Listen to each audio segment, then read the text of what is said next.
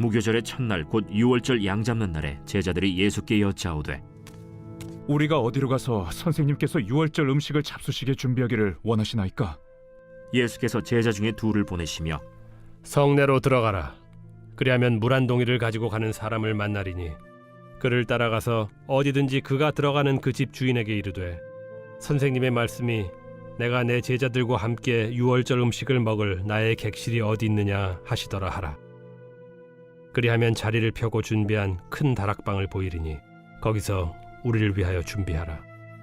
제자들이 나가 성내로 들어가서 예수께서 하시던 말씀대로 만나 유월절 음식을 준비하니라. 저물매 그 12를 데리시고 가서 다 앉아 먹을 때 예수께서 이르시되 내가 진실로 너희에게 이르노니 너희 중에 한 사람 곧 나와 함께 먹는 자가 나를 팔리라. 나는 아니지요. 저도 아닙니다. 그들이 근심하며 하나씩 나는 아니지요 하고 말하기 시작하니 그들에게 이르시되 12 중에 하나 곧 나와 함께 그릇에 손을 넣는 자니라. 인자는 자기에 대하여 기록된 대로 가거니와 인자를 파는 그 사람에게는 화가 있으리로다. 그 사람은 차라리 나지 아니하였더라면 자기에게 좋을 뻔하였느니라. 안녕하십니까 근숙교회 가족 여러분, 4월 9일 근숙 매일 말씀 시작하겠습니다. 오늘 본문은 마가복음 14장 12절부터 21절까지의 말씀입니다. 예수님께서 유월절 인간의 몸으로 오신, 사람의 몸으로 오신 예수님께서 이 지구에서 가지시는 마지막 유월절에 대해서 이야기하고 있습니다. 예수님께서 제자들을 보내어서 유월절을 보낼 그 객실, 유월절을 보낼 그 다락을 준비시켜 놓으셨고 그 다락을 찾으라라고 가서 말합니다. 제자들은 가서 그 주인에게 가서 그 다락을 달라고 얘기하였고 결국 다음 본문에서 그 다락에서 마지막 만찬을 가지죠. 그리고 17절부터 21절까지는 예수님께서 가룟 유다가 자신을 팔 것이라고 말씀하시는 장면이 나옵니다. 오늘 이 본문에 대해서 계속 묵상하는 와중에 12절 무교절 첫날 곧 유월절 양 잡는 날에 라는 이 한 구절을 가지고 유월절과 또 무교절이 어떤 날인지에 대해서 함께 나누고자 하는 마음이 감동이 들었습니다. 그래서 짧게 이 유월절과 무교절에 대해서 나누고자 합니다. 이것은 출애굽기 12장 아시다시피 10재앙의 마지막 재앙, 이 초태생들과 애굽의 초태생과 장자를 주님께서 생명을 걷어가신 그 사건 전에 이 유월절이라는 것을 주님께서 기념하라고 하십니다. 첫째 달 니산월이라고 하거든요. 1월 10일에 먼저 이 양을 간직해 둡니다. 흠 없는 양이나 순양을 염소를 간직하여 두고 4일 뒤에 사흘 반나절 정도 됩니다. 마치 예수님이 부활하신 기간이랑 정확하게 겹치진 않습니다만 비슷하게 3일 반 이후에 예수님의 죽음을 상징하듯이 바로 양을 잡게 되는 것이죠. 해질 때에 잡으라 했으니까 14일 한 3시에서 6시 사이에 양을 잡습니다. 이 시간은 예수님이 십자가에 매달렸을 것으로 추정되는 시간과 얼추 일치합니다. 그리고 나서 이 양을 먹습니다. 이 양을 먹되 쓴 나물과 무교병과 함께 먹으라. 그리고 이 날은 유월절이자 무교절의 첫날이다 라고 하나님께서 특별히 명령하신 날입니다. 무교절이라는 것은 무교병을 먹는 한 주간을 얘기합니다. 여기서 무교병이라는 것은 우리말로 치면 이스트, 빵을 만드는데 이스트를 쓰지 않습니까? 빵에다가 베이킹 파우더랑 넣고 이제 이스트를 뿌려야 그 빵이 요만했던 빵이 이렇게 크게 되는, 옛날 말로 표현하면 누룩, 요즘 말로 표현하면 이스트를 하나님이 넣지 않은 빵을 먹으라 라고 말씀하시죠. 그리고 쓴 나물을 같이 먹으라고 말씀하십니다. 이 모든 일이 14일 밤에 3시 이후에, 적어도 3시 이후에 한 5시나 6시쯤 일어나는 일입니다. 유대인들은 밤이 되고 아침이 되는 이는 하루라고 하였던 것처럼 유대력은 밤이 하루의 시작입니다. 그러니 이 14일 저녁 하루의 시작, 이런 일이 일어나는 것이죠. 그래서 쓴 나물과 무교병을 함께 양고기와 함께 먹습니다. 쓴 나물은 왜 주님이 먹으라 하였을까요? 양고기랑 같이 먹으면 맛있으니까 그렇게 말씀하셨을까요? 아니죠. 이 쓴 나물은 애굽에서의 있었던 일, 그 고역들, 하나님을 거역하였던 그 모든 시절들을 기억하게 하기 위함입니다. 그리고 하나님을 떠났을 때에 이스라엘 백성이 어떤 결과를 낳았느냐 하는 것을 깨닫게 하는 쓴 나물, 그리고 두 번째 무교병.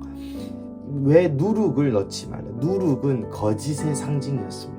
왜냐하면 요만한 빵을 이만큼 만들어 주는 것이기 때문에 사실 거짓의 상징으로 누룩 가진 자라는 말을 많이 썼다고 합니다.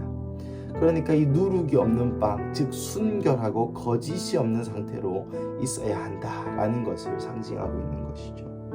그래서 이 유월절과 무교절 첫날, 유월절이자 즉 무교절 첫날에는 무교병과 쓴나물과 양고기를 함께 먹는 것입니다. 이것은 영적으로 큰 의미가 있습니다. 이 양고기를 먹는다는 것은 예수님의 몸을 먹는다는 뜻이고 그 말인 즉슨 구원받은 자라는 것을 상징하죠. 하지만 이 구원을 받을 때에 단지 그냥 구원받고 천국 가고 땡이 아니라 쓴 나물, 예수님을 위해서 따르는 삶에 대한 저항이 있을 것과 그와 동시에 예수님을 떠났을 때 이 쓴 맛이 있다는 것을 깨달음이 있어야 된다는 것이고, 마지막으로 무교병은 이 예수님을 믿은 자, 양고기를 먹는 자, 주님의 이 천국, 주님의 이 구원에 동참하는 자는 무교병, 즉 순결해야, 거룩과 성결을 그 삶에 지켜야 한다는 영적인 의미가 담겨 있는 것이죠. 이것이 바로 유월절과 무교절의 참 의미입니다. 그리고 나서 예수님이 이 유월절을 보내실 때 어떤 마음이셨을까 하는 생각을 한번 해보았습니다. 이 태초에 창세기 3장 15절 기억하시죠?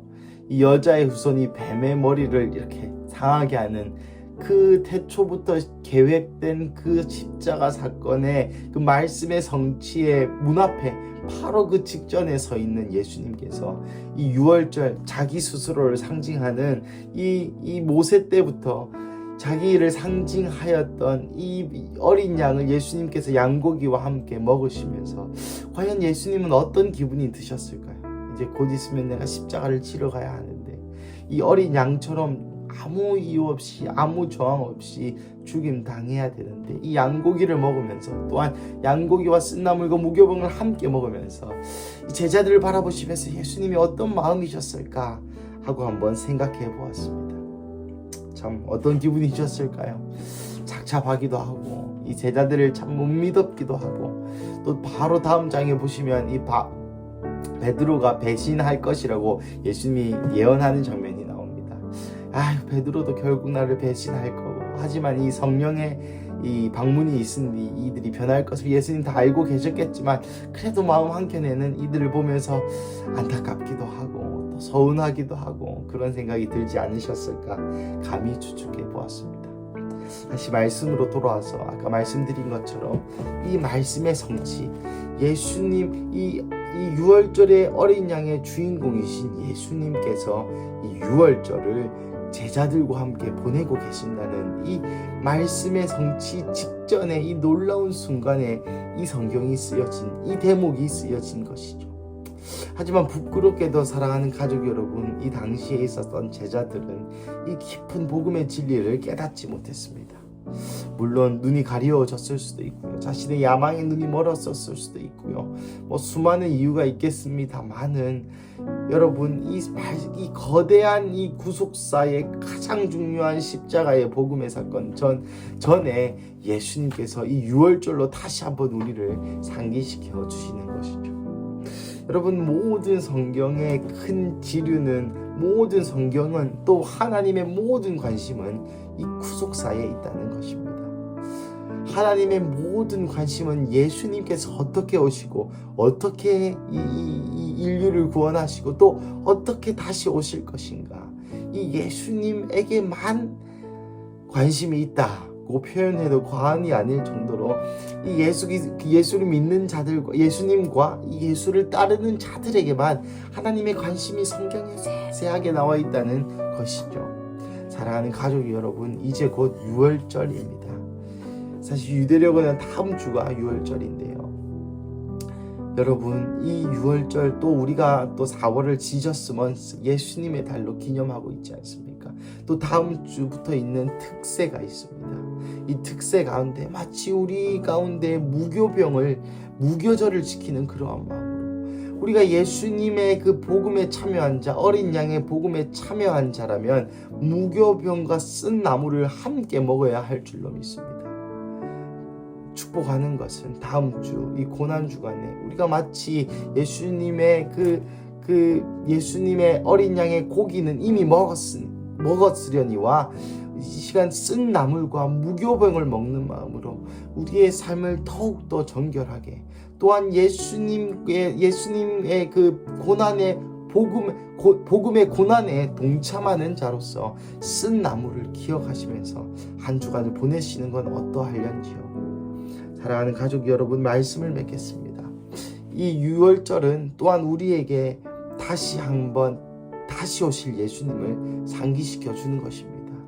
이 이전에 있었던 6월절은 앞으로 오실 내 죄를 사하실 예수 그리스도를 생각나게 하였다면, 지금 우리 신약 시대에 6월절을 지키는 우리의 마음가짐은 과거에 있었던 예수님의 그 십자가 사건을 상기할 뿐만 아니라 미래에 다시 오실 예수 그리스도를 상기해야 된다는 것이죠. 사랑하는 가족 여러분, 다음 주 한 주간, 아니 오늘부터 있을 모든 예배 가운데에 당장 내일부터 있는 대예배, 주일 예배부터 그 다음날 있을 고난 사순절 또 부활절까지 이의 여정을 쓴 나물과 무교병을 함께함을 통하여서 우리의 삶을 더욱더 순결하게 하고 나아가 그리스도의 복음의 고난에 동참하며 그러므로 통하여서 다시 오실 예수님의 길을 예비하는 그 비전에 우리의 마음을 쏟는 한 주 되시기를 간절히 축복합니다. 우리 함께 기도하시겠습니다. 사랑하는 하나님, 감사합니다. 오늘 유월절과 무교절을 통하여서 우리에게 다시 오실 예수 그리스도를 상기하게 하심에 주님 감사드립니다. 그리고 또한 우리가 기억하는 것은 이 무교절 가운데에 주님, 유월절 첫날 가운데에 하나님 우리에게 양과 또한 쓴 나물과 무교병을 함께 허락하셨음을 기억합니다. 그래서 오늘부터 내일부터 있을 예배, 또한 그 다음 주 있을 특세, 또한 부활절 가운데에 우리가 이 시절을 보내면서 내가 어떻게 하면 예수 그리스도의 복음의 고난에 동참할 수 있는지, 그리고 또 내가 어떻게 하면 내 삶을 무교병을 먹는 자와 같이 거룩하고 내 안에 한 점의 거짓도 없이 예수 그리스도를 극단적으로 사랑하는데 어떻게 내 삶을 더 순결하고 정결, 거룩과 성결로 주님 앞에 나아갈 수 있을지 고민하고 치열하게 전투하며 전쟁하며 스스로를 뼈를 깎는 마음으로 더욱더 정결하게 되는 한 주 되게 하여 주시옵소서. 예수님 사랑합니다. 이 모든 말씀 살아계신 예수님의 이름으로 기도드렸습니다. 아멘.